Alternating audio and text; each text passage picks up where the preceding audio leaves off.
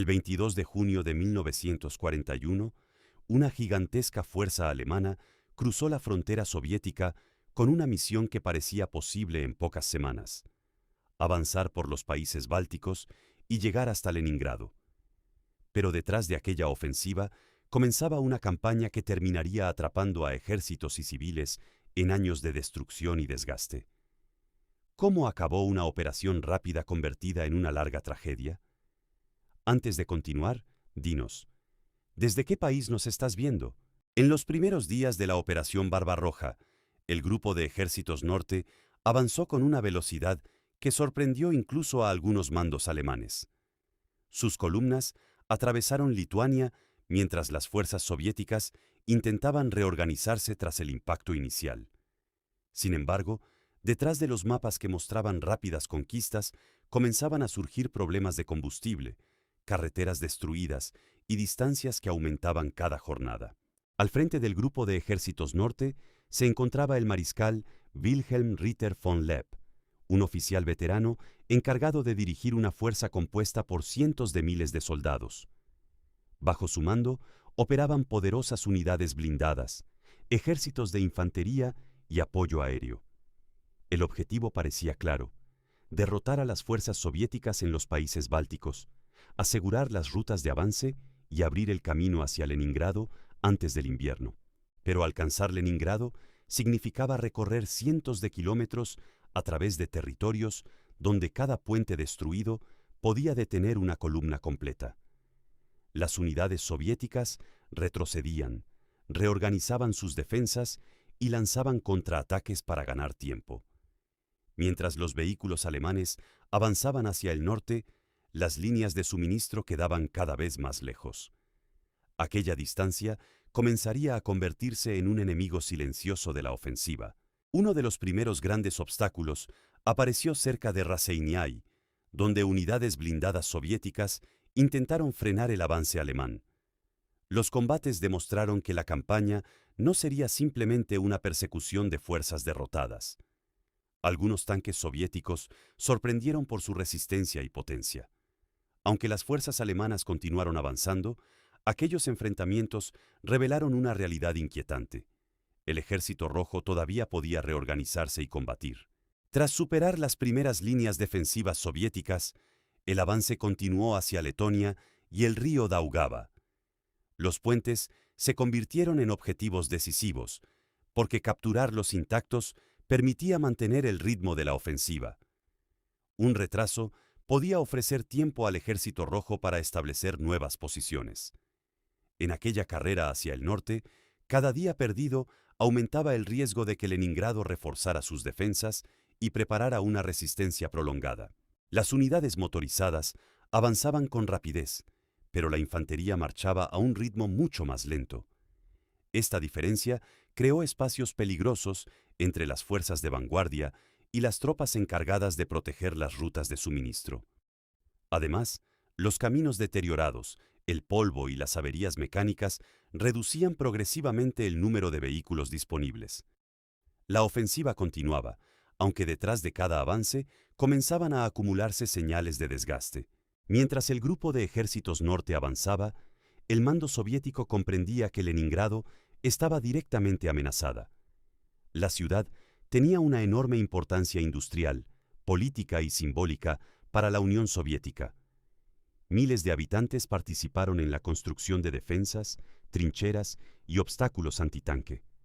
La guerra se acercaba rápidamente y una pregunta comenzaba a dominar las decisiones militares: ¿podría detenerse al enemigo antes de que alcanzara la ciudad? El terreno también comenzó a modificar el ritmo de las operaciones. Bosques extensos, zonas pantanosas y carreteras escasas limitaban el movimiento de las unidades blindadas. A diferencia de los grandes espacios abiertos encontrados en otras regiones del frente oriental, el camino hacia Leningrado obligaba a concentrar los avances en rutas previsibles. Esto facilitaba las emboscadas, aumentaba los retrasos y ofrecía nuevas oportunidades para organizar la resistencia soviética. A comienzos de julio de 1941, las fuerzas alemanas habían recorrido enormes distancias, pero todavía quedaba una etapa decisiva. El río Luga protegía los accesos hacia Leningrado y las fuerzas soviéticas trabajaban intensamente para construir posiciones defensivas. Cada jornada permitía movilizar nuevas unidades y fortalecer las líneas. La velocidad había sido la principal ventaja alemana, pero ahora comenzaba una carrera contra el tiempo, cuyo resultado podía cambiar toda la campaña. Cuando las vanguardias alemanas alcanzaron la región del Luga, encontraron una resistencia más organizada de lo esperado. Las posiciones soviéticas, aunque incompletas, obligaron a detener sectores del avance y buscar puntos débiles. Los combates consumieron tiempo, municiones y vehículos mientras llegaban nuevos defensores. Por primera vez desde el inicio de la campaña, la posibilidad de conquistar rápidamente Leningrado comenzaba a alejarse del calendario previsto. La resistencia en la línea del Luga obligó al grupo de ejércitos norte a modificar el ritmo de sus operaciones. Mientras algunas unidades buscaban cruzar las defensas soviéticas, otras esperaban combustible, municiones y refuerzos. Cada jornada perdida permitía fortalecer los accesos a Leningrado. La campaña seguía avanzando, pero la idea de conquistar la ciudad mediante una ofensiva rápida comenzaba a enfrentarse con una realidad mucho más difícil. Inserir texto. Durante julio de 1941, el mando alemán intentó encontrar rutas que permitieran superar las posiciones soviéticas y recuperar la velocidad perdida. Las unidades blindadas avanzaron por sectores difíciles, mientras la infantería trataba de alcanzar a las vanguardias. Sin embargo, cada kilómetro aumentaba la presión sobre los suministros. Lo que parecía una cuestión de tiempo comenzaba a convertirse en una lucha entre la capacidad de avanzar y la capacidad soviética de resistir. En Leningrado, la amenaza ya era visible para autoridades, soldados y civiles. Fábricas fueron adaptadas a las necesidades de la guerra, nuevas unidades se organizaron y miles de personas participaron en trabajos defensivos. Las noticias del avance alemán aumentaban la preocupación, pero también aceleraban la preparación de la ciudad. Mientras el frente se acercaba, comenzaba una movilización masiva destinada a impedir que Leningrado cayera rápidamente. La Luftwaffe apoyaba las operaciones atacando posiciones militares, comunicaciones y objetivos estratégicos, pero el poder aéreo no podía resolver todos los problemas del avance terrestre. Los vehículos necesitaban mantenimiento, las carreteras soportaban un tráfico constante y las unidades sufrían pérdidas. Además, la aviación soviética continuaba combatiendo. La campaña demostraba que conquistar territorio era diferente de mantener una ofensiva a cientos de kilómetros de las bases iniciales. A medida que agosto avanzaba, las fuerzas alemanas intensificaron los ataques para romper las defensas del Luga. Tras semanas de combates, algunas posiciones soviéticas comenzaron a ceder y el camino hacia Leningrado volvió a parecer abierto. Sin embargo, el retraso había tenido consecuencias decisivas. La ciudad había ganado tiempo para reforzar sus accesos, movilizar defensores y preparar nuevas líneas. Cada victoria alemana llegaba ahora acompañada por un costo creciente. El avance hacia Novgorod y otros sectores al sur de Leningrado buscaba desorganizar las defensas soviéticas y ampliar las posibilidades de maniobra. Las tropas alemanas lograron nuevas conquistas, pero el frente se extendía sobre un territorio enorme. Proteger carreteras, puentes y depósitos exigía hombres que ya no podían participar en la ofensiva. Cuanto más avanzaba el grupo de ejércitos norte, mayor era el espacio que debía controlar y más vulnerable se volvía su logística. Al norte, las fuerzas finlandesas también avanzaban contra la Unión Soviética y aumentaban la presión sobre la región de Leningrado. Sin embargo, los objetivos políticos y militares de Finlandia no coincidían completamente con los planes alemanes. Esta diferencia sería importante para comprender el desarrollo del cerco. Aunque la ciudad estaba amenazada desde varias direcciones, la coordinación entre las fuerzas que combatían contra la Unión, en septiembre de 1941, las fuerzas alemanas capturaron Schlisselburg y cortaron la última conexión terrestre importante entre Leningrado y el resto del territorio soviético. La ciudad quedó prácticamente cercada por tierra. Dentro permanecían millones de personas, además de soldados y trabajadores movilizados para la defensa. Lo que comenzó como una ofensiva militar entraba ahora en una fase mucho más devastadora. Una lucha prolongada donde la población civil sufriría consecuencias extremas. La caída de Shlisselburg marcó un momento decisivo, pero no significó la conquista de Leningrado. El mando alemán enfrentaba una elección estratégica: intentar un asalto directo con enormes riesgos y posibles pérdidas, o mantener el cerco y esperar el agotamiento de la ciudad. La decisión tomada transformaría la campaña. En lugar de una batalla rápida por las calles, comenzó un bloqueo prolongado destinado a reducir la resistencia mediante hambre, bombardeos y aislamiento. La estrategia del cerco tuvo consecuencias humanas catastróficas. Los suministros de alimentos comenzaron a disminuir mientras los bombardeos destruían depósitos, viviendas e infraestructura. Con la llegada del frío, la situación empeoraría rápidamente. El grupo de ejércitos norte mantenía posiciones alrededor de la ciudad, pero tampoco podía considerar terminada la campaña. Frente a sus líneas, Leningrado seguía resistiendo, y detrás de ellas crecía el desafío de sostener una guerra prolongada. Con el inicio del otoño de 1941, el cerco comenzó a revelar su dimensión más cruel. Las reservas de alimentos disminuían y el sistema de distribución fue sometido a una presión extrema.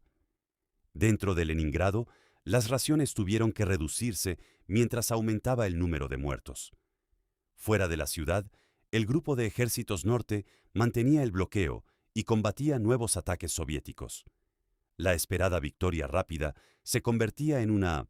La situación empeoró cuando los ataques destruyeron importantes depósitos y dañaron las redes de transporte y energía. El hambre no apareció de forma repentina, sino como una crisis que avanzaba cada semana.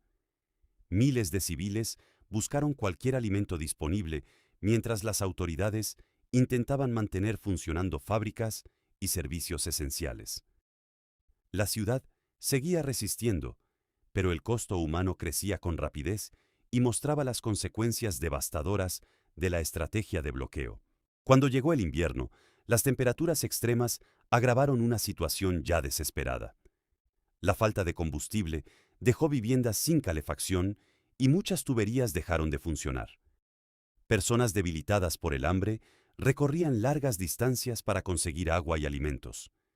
Los cadáveres permanecían durante días en calles y edificios. Mientras tanto, los combates continuaban alrededor de Leningrado, demostrando que el sufrimiento civil no significaba el final de la resistencia soviética.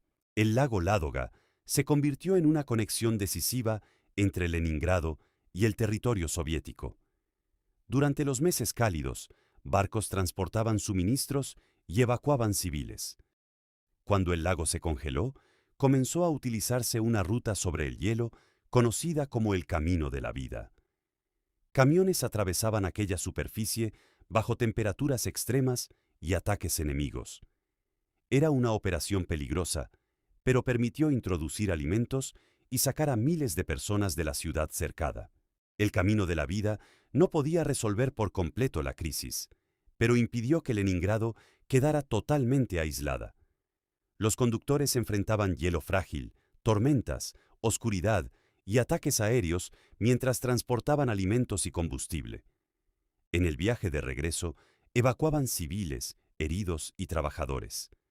Cada convoy representaba una lucha contra el tiempo. La supervivencia de la ciudad dependía de una ruta vulnerable que debía funcionar incluso en las condiciones más extremas. Mientras Leningrado luchaba por sobrevivir, el grupo de ejércitos norte también enfrentaba dificultades crecientes. El invierno afectó vehículos, armas y sistemas de abastecimiento. Las unidades necesitaban reemplazos que llegaban lentamente, y muchas posiciones debían defenderse frente a constantes ataques soviéticos. La ofensiva de 1941 había terminado sin conquistar la ciudad. Ahora comenzaba una etapa distinta: mantener un frente extenso sin los recursos necesarios. El Ejército Rojo no permaneció inmóvil ante el cerco. Durante el invierno, lanzó ofensivas destinadas a recuperar territorio, destruir unidades alemanas y aliviar la presión sobre Leningrado. Algunas operaciones fracasaron con pérdidas enormes, pero obligaron al Grupo de Ejércitos Norte a utilizar reservas y reforzar sectores amenazados. Cada ataque soviético demostraba que mantener el bloqueo exigía combatir continuamente y que las fuerzas alemanas no podían concentrarse en una sola dirección.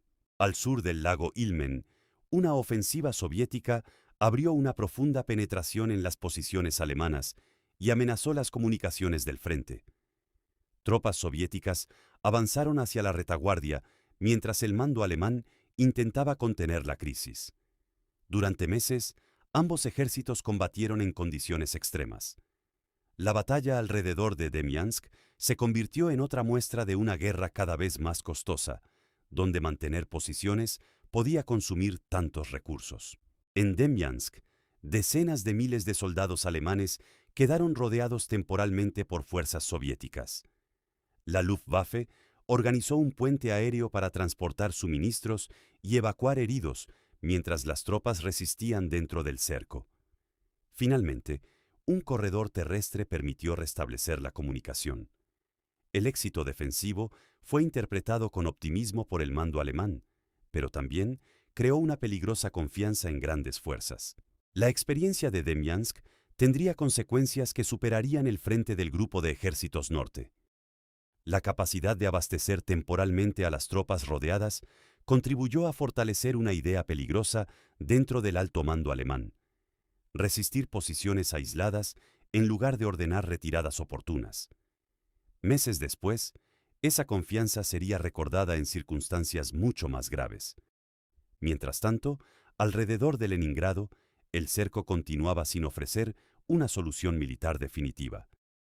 Durante 1942, el Grupo de Ejércitos Norte permaneció atrapado entre dos objetivos difíciles de conciliar: mantener el cerco de Leningrado y defender un frente cada vez más extenso. Las fuerzas soviéticas continuaban lanzando ataques para romper el bloqueo, obligando a desplazar reservas y municiones hacia los sectores amenazados. La campaña, que debía terminar en pocas semanas, consumía ahora hombres y recursos, mientras la posibilidad de conquistar la ciudad parecía cada vez más distante. El mando alemán todavía esperaba encontrar una solución ofensiva. En 1942 se preparó la Operación Nordlicht, un plan destinado a lanzar un gran ataque contra Leningrado y terminar con la resistencia de la ciudad. Para reforzar la operación, fueron trasladadas unidades y artillería pesada desde otros sectores.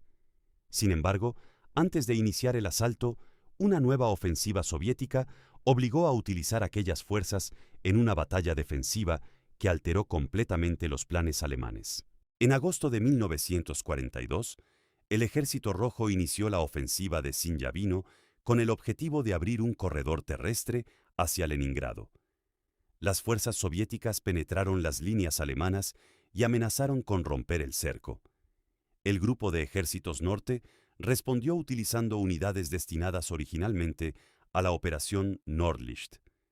Durante semanas, bosques y pantanos fueron escenario de combates extremadamente duros que provocaron enormes pérdidas en ambos ejércitos.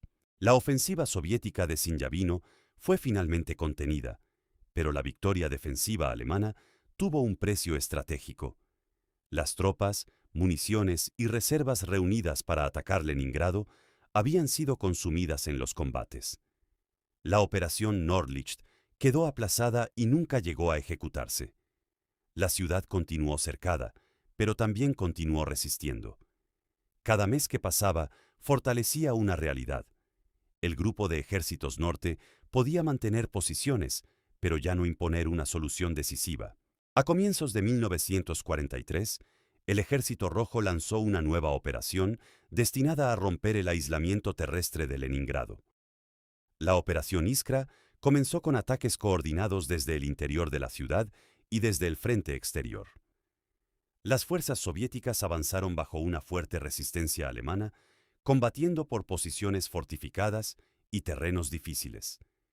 Esta vez, el objetivo no era destruir todo el cerco, sino abrir un corredor que permitiera restablecer una conexión permanente. Después de intensos combates, las fuerzas soviéticas lograron encontrarse cerca de la orilla sur del lago Ládoga. El corredor abierto era estrecho y permanecía bajo el alcance de la artillería alemana, pero su importancia fue enorme. En pocos días comenzó la construcción de una línea ferroviaria destinada a transportar suministros hacia Leningrado.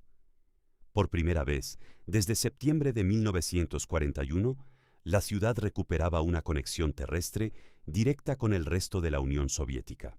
La Operación Iskra no terminó inmediatamente con el cerco, pero modificó el equilibrio estratégico alrededor de Leningrado. La llegada de alimentos, combustible y municiones aumentó, mientras la evacuación de civiles y heridos se hizo más efectiva. Para el Grupo de Ejércitos Norte, mantener el bloqueo era ahora todavía más difícil. Las fuerzas soviéticas habían demostrado que podían concentrar recursos, romper defensas preparadas y reducir progresivamente el espacio controlado. Durante el resto de 1943, los combates continuaron alrededor de Leningrado y en otros sectores del Frente Norte. El Ejército Rojo lanzó nuevas operaciones, algunas con resultados limitados y pérdidas elevadas, pero mantuvo una presión constante. Las fuerzas alemanas defendían posiciones cada vez más difíciles de reemplazar. La falta de reservas suficientes y el desgaste acumulado reducían su capacidad ofensiva. El Grupo de Ejércitos Norte estaba pasando definitivamente a la defensiva. Mientras la situación alemana empeoraba en otros sectores del Frente Oriental, el Grupo de Ejércitos Norte recibía menos recursos para sostener sus posiciones. Hombres, vehículos y aviones eran necesarios en múltiples frentes. Las unidades debían defender extensas líneas con efectivos reducidos. Al mismo tiempo, el Ejército Rojo aumentaba su capacidad de concentración y coordinación. La diferencia de fuerzas comenzaba a anunciar que una gran ofensiva soviética podía cambiar. En enero de 1944, esa ofensiva finalmente comenzó. Las fuerzas soviéticas atacaron desde varios sectores con el objetivo de destruir las posiciones alemanas alrededor de Leningrado y expulsar al Grupo de Ejércitos Norte de la región. Artillería, infantería y unidades blindadas golpearon defensas preparadas durante años. Bajo una presión creciente, las tropas alemanas comenzaron a retirarse. Después de casi 900 días, el cerco de Leningrado estaba llegando definitivamente a su final. La ofensiva de Leningrado-Novgorod golpeó un frente alemán debilitado por años de combates y escasez de reservas. Las fuerzas soviéticas avanzaron desde varios sectores, obligando a las unidades del Grupo de Ejércitos Norte a abandonar posiciones mantenidas durante largo tiempo.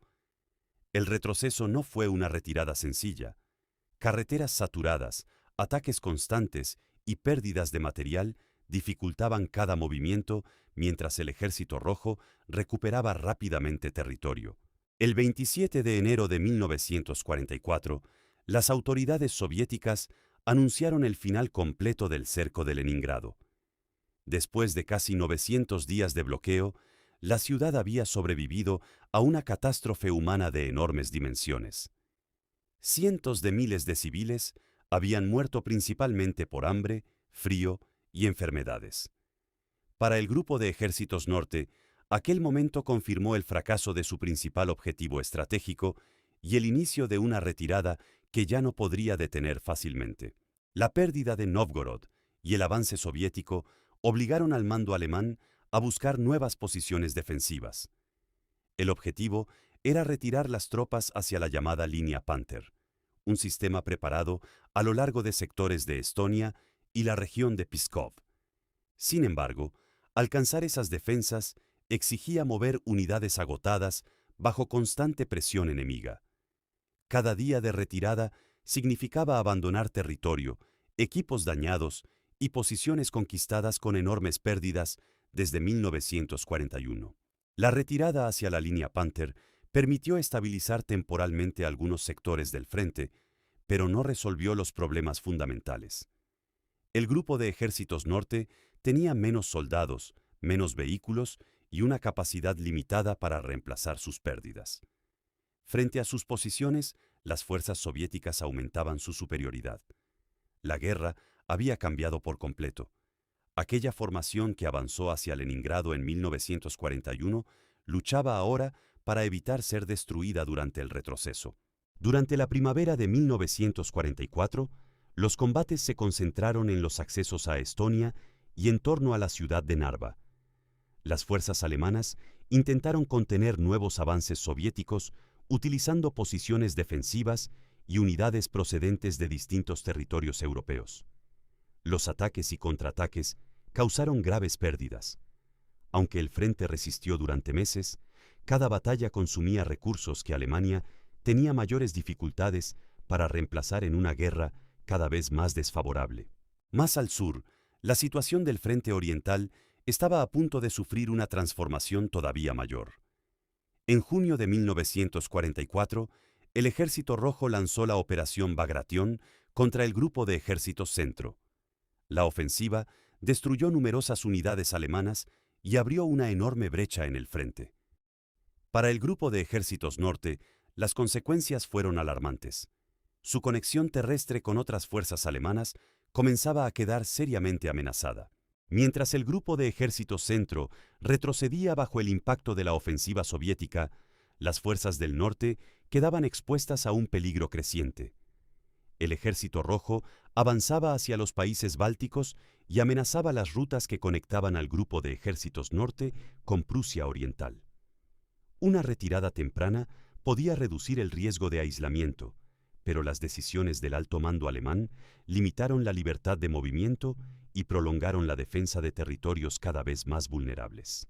Durante el verano de 1944, nuevas ofensivas soviéticas obligaron a las tropas alemanas a retroceder por Estonia, Letonia y Lituania.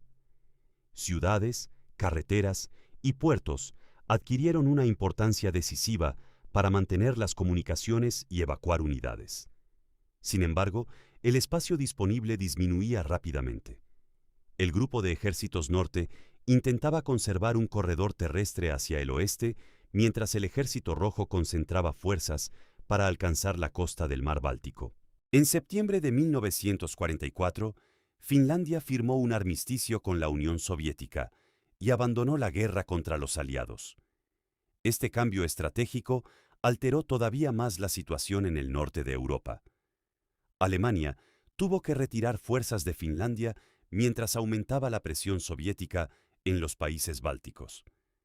Para el Grupo de Ejércitos Norte, desaparecía un antiguo frente aliado y aumentaba el riesgo de quedar atrapado lejos del territorio alemán. En octubre de 1944, las fuerzas soviéticas alcanzaron la costa del Báltico cerca de Memel y cortaron la principal conexión terrestre del Grupo de Ejércitos Norte con el resto del frente alemán. Decenas de divisiones quedaron aisladas en la península de Curlandia. Después de avanzar hacia Leningrado con la expectativa de una campaña rápida, aquella enorme fuerza terminaba encerrada en un territorio reducido, obligada a combatir sin posibilidad real de recuperar la iniciativa. El aislamiento en Curlandia no significó el final inmediato de los combates. El Ejército Rojo lanzó repetidas ofensivas para destruir a las fuerzas alemanas atrapadas y controlar completamente la región. Las tropas del Grupo de Ejércitos Norte defendieron posiciones fortificadas mientras recibían suministros por mar. Cada batalla provocaba nuevas pérdidas, pero el frente permanecía activo. Entre octubre de 1944 y abril de 1945 se desarrollaron varias grandes batallas en Curlandia. Las fuerzas soviéticas intentaron romper las defensas alemanas mediante ataques de artillería, infantería y unidades blindadas. Aunque consiguieron avances locales, no lograron eliminar completamente la bolsa. Para Alemania, mantener aquellas tropas aisladas significaba conservar divisiones lejos de los sectores donde el Ejército Rojo avanzaba directamente hacia las fronteras del Reich. La posibilidad de evacuar grandes cantidades de tropas desde Curlandia fue discutida mientras Alemania necesitaba desesperadamente soldados para defender otros frentes. Algunas unidades fueron transportadas por mar, pero la mayor parte permaneció en la región. Las decisiones del alto mando impidieron una retirada completa. Así, decenas de miles de hombres continuaron combatiendo en un frente aislado cuyo valor estratégico disminuía mientras la situación militar alemana se acercaba al colapso. El 25 de enero de 1945, una reorganización de los nombres reflejó la transformación del frente. El antiguo Grupo de Ejércitos Norte pasó a denominarse Grupo de Ejércitos Curlandia, mientras otro mando recibió el nombre de Grupo de Ejércitos Norte. El cambio administrativo no modificó la realidad de las tropas atrapadas. Rodeadas por tierra y dependientes de las comunicaciones marítimas, continuaron defendiendo posiciones mientras el Ejército Rojo avanzaba hacia Alemania. Durante los últimos meses de la guerra, Curlandia permaneció como un frente separado de las batallas decisivas que se acercaban a Berlín. Los soldados alemanes seguían combatiendo mientras las ciudades del Reich eran ocupadas y el sistema militar alemán se desintegraba. Las ofensivas soviéticas continuaron sin destruir completamente la bolsa. Sin embargo, resistir ya no podía cambiar el resultado de la guerra ni recuperar los territorios perdidos desde el fracaso ante Leningrado. Cuando Alemania firmó la rendición incondicional en mayo de 1945, las fuerzas que permanecían en Curlandia recibieron la orden de abandonar las armas. Decenas de miles de soldados pasaron al cautiverio soviético. Para muchos, comenzó un largo período como prisioneros de guerra, mientras otros no regresarían jamás. La campaña iniciada casi 4 años antes, con expectativas de una victoria rápida, terminaba lejos de Leningrado, sin haber alcanzado su objetivo principal. El recorrido del Grupo de Ejércitos Norte muestra cómo una ofensiva capaz de avanzar cientos de kilómetros pudo quedar atrapada por sus propios límites estratégicos. Las enormes distancias, los problemas logísticos, la resistencia soviética y las decisiones del mando alemán transformaron una campaña rápida en una guerra prolongada. El fracaso ante Leningrado no fue consecuencia de un solo momento, sino de una acumulación de decisiones, pérdidas y errores que redujeron su capacidad militar. Pero la historia de esta campaña no puede analizarse únicamente mediante mapas, divisiones y movimientos militares. El cerco de Leningrado provocó una catástrofe humana en la que murieron cientos de miles de civiles por hambre, frío, enfermedades y ataques. Comprender el destino del Grupo de Ejércitos Norte exige recordar también a quienes quedaron atrapados dentro de la ciudad. La dimensión humana revela el verdadero costo de una estrategia basada en el bloqueo y el desgaste.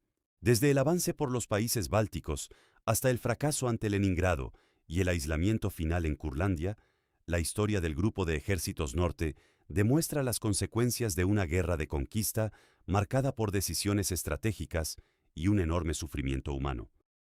Gracias por acompañarnos en este documental. Suscríbete a Batallas 3945, deja tu like, comparte este video con tus amigos y comenta qué parte de esta historia te pareció más importante conocer.